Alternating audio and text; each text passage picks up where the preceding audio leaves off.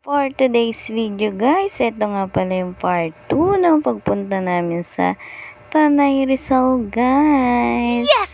Sabi ko nga sa driver ko, mag-cameraman muna siya for today's video sa akin. Dahil nga sasayaw-sayaw muna ako habang hinihintay namin yung aming bibisitahin. Saka guys, super early pa. O, diba? English yan guys.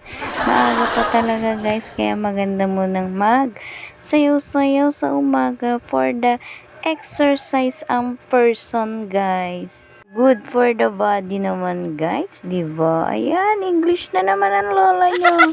Napaparami ka na ng English, ha? Hindi na pwede yung ganyan. Char! Maganda siguro ang nakakapag-exercise at nakakapag-sayaw sa umaga, kaya nakakapag-English ka guys. Pina-practice ko nga dyan guys ang aking i-upload na reel guys. Pero sige, ang aking cameraman ay sige video din. Sige daw, galingan ko lang daw ang pag-practice. Ang dami nang dumadaan dyan guys at tumitingin sa akin. Pero dead ma lang sila. Basta ako ay sasayaw guys. Kailangan din naman natin guys ang pag-jogging sa umaga guys. Para naman ang ating katawan ay sumigla-sigla at mapagpawisan din tayo.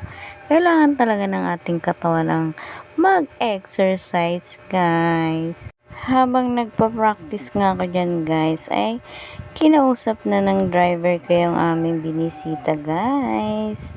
Kaya ako, nagbisi-bisiyan ako mag-practice ng sayaw. Saka ang ganda rin talaga ng plaza nila dito guys. Talagang makukuha mo talagang mag-jogging o anong gawin mo sa plaza nila dahil napakaluwag at napakaganda. Ang sarap pa ng hangin guys, napakasariwa talaga. Sabi ko nga kung talagang dito ka na talaga titira, parang wala ka talagang iisiping problema guys. So pagkatapos nga namin kausapin ang aming binisita ay gumora na kami pauwi guys dahil nga humahapon na, kailangan na umuwi guys at mahaba pa ang biyahe namin. Tignan nyo guys ang view. Ang ganda talaga guys. Mamamangha ka talaga sa pagkataas-taas na mga puno at mga pananim nila dyan guys. Ang ganda talaga ng view. Mawawala talaga ang mga stress mo guys at mga isipin at mga kung ano-ano pong pumapasok sa utak mo guys ay para kang ma-peaceful talaga kapag nandito ka guys.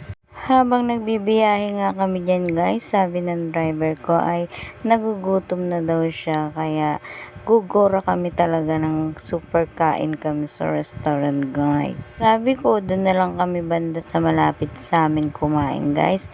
Dahil nga meron talagang kainan doon guys na bata pa talaga ako ay kilala na talaga siyang kainan guys. So andito na nga kami guys. Siguro naman yung ibang tiga rito sa amin ay alam na kung saan tong restaurant na to guys. Petron nga pala ang pangalan na yung restaurant na to guys. At yung mga tiga dito sa amin ay talagang alam na nila kung saan to guys. Dinarayo rin po kasi to dahil pagkasarap-sarap ng pagkain. Ayan guys, nakikita nyo ba ang aming in-order guys? Ang sarap niyan guys, sabaw pa lang ulam na. Yes! So, ayan guys, thank you for watching my mini vlog. Huwag po sana kayong magsawa.